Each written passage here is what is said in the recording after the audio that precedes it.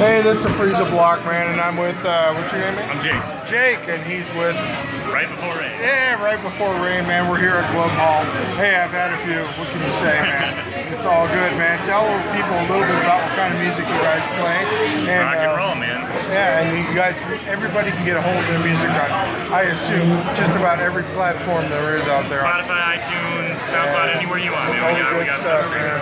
You guys had a great set, man. It's really good music. It's unique stuff, man. I like it a lot, man.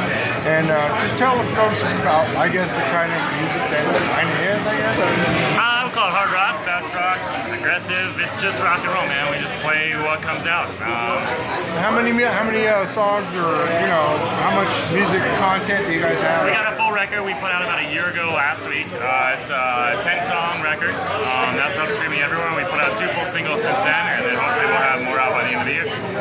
Right on, man. Again, Jake, right before rain.